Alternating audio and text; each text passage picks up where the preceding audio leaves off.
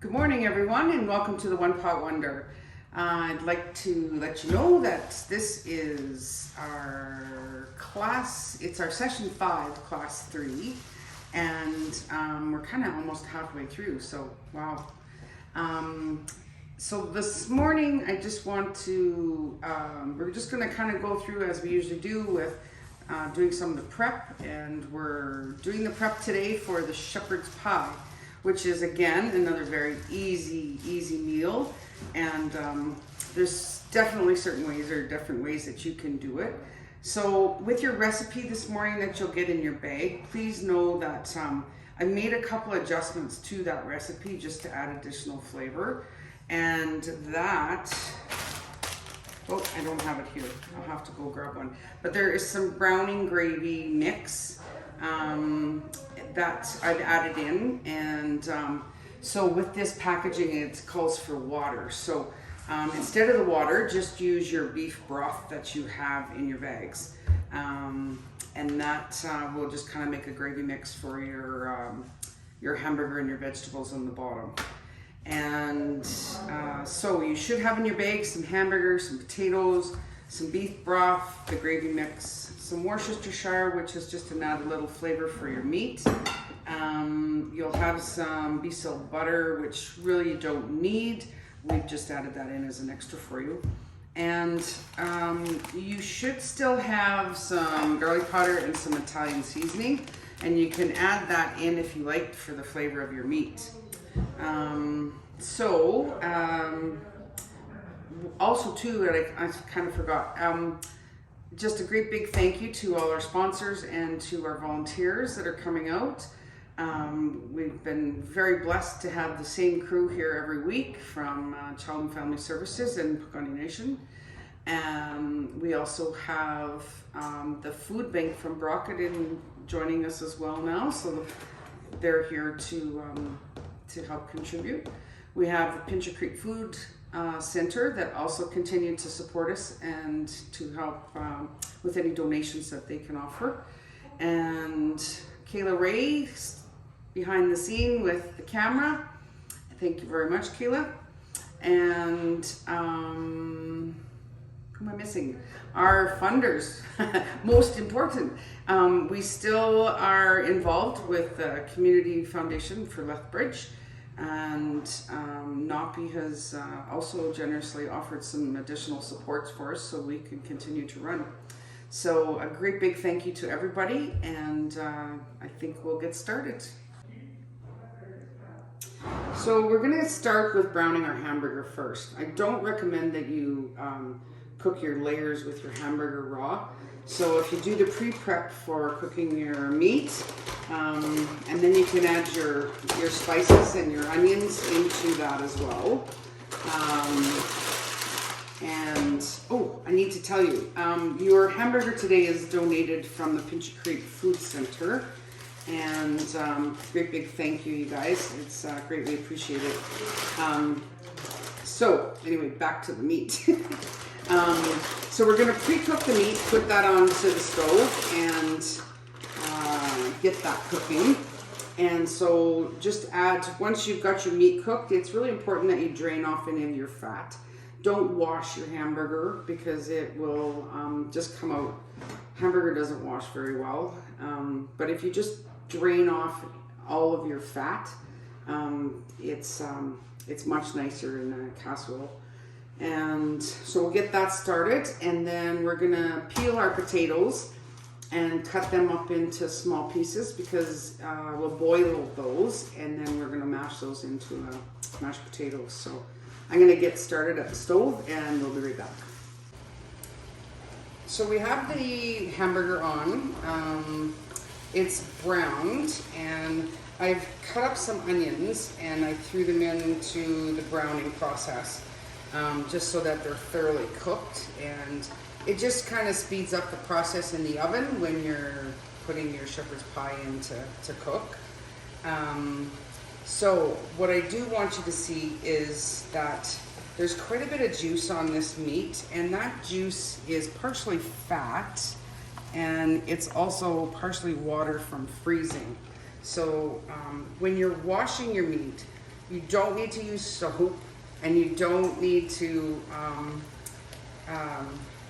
like drain it. Like, just let it drain on its own. You don't need water, you don't need soap, nothing.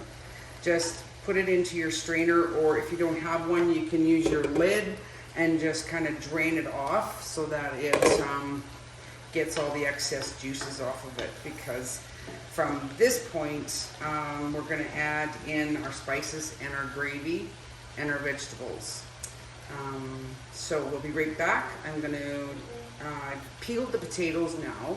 And so we're going to cut up the potatoes just into small pieces, which I'll show you shortly. And then we're going to boil the potato. So we're going to just let this meat sit for right now.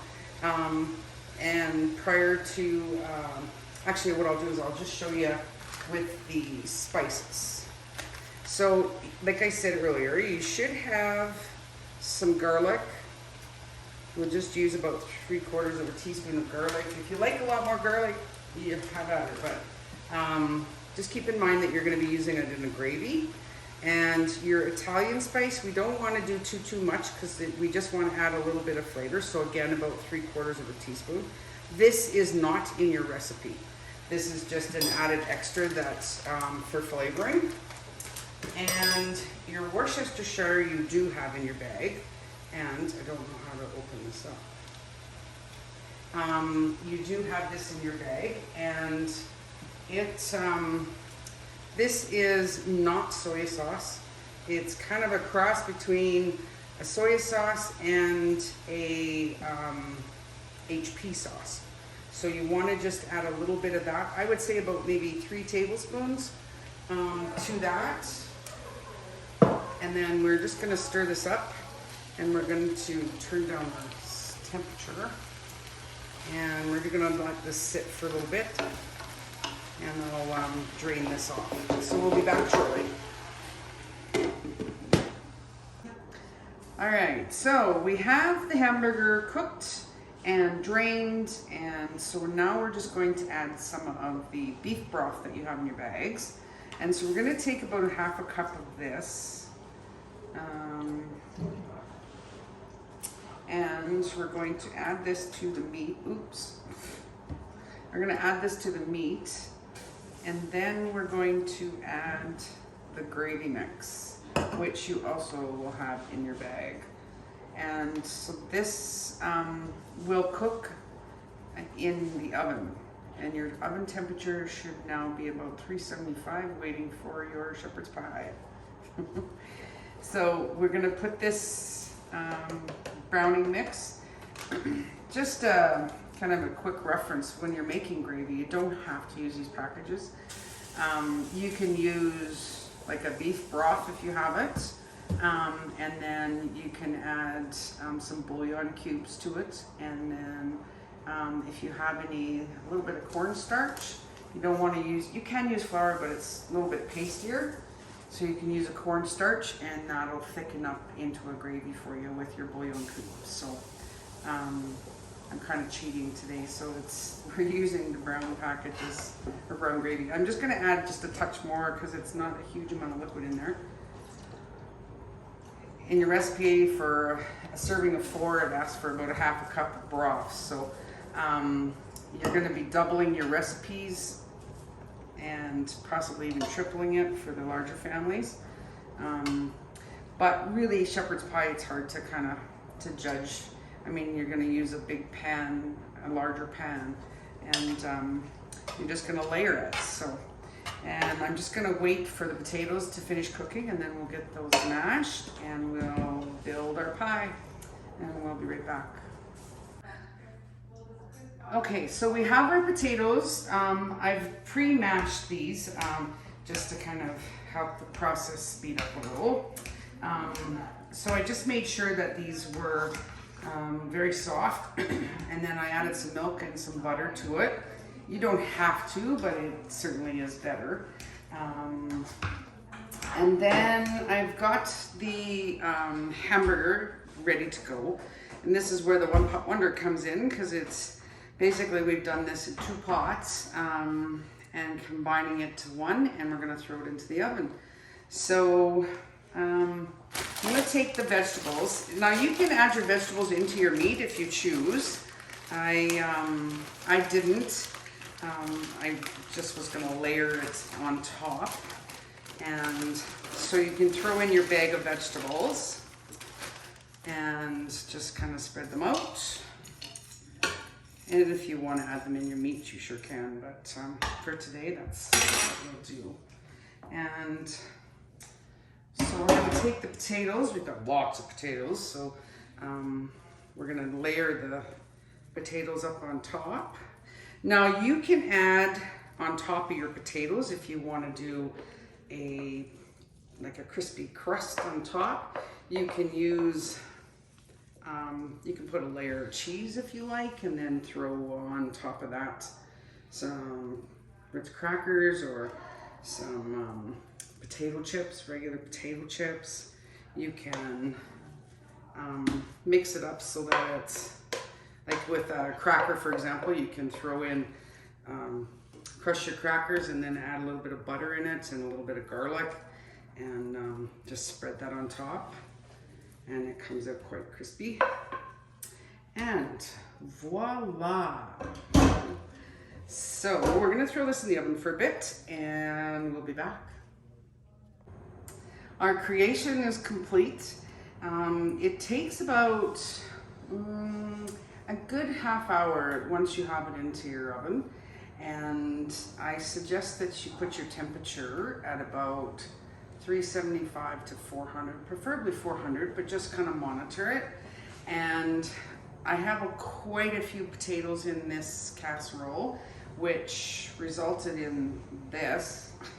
Usually it kind of comes out like a nice cut up cake. Square cake, but unfortunately this mashed potatoes it all fell apart. However, it's very yummy, and I hope you enjoy it today. And thank you for joining us. And please stay safe and take care of yourselves.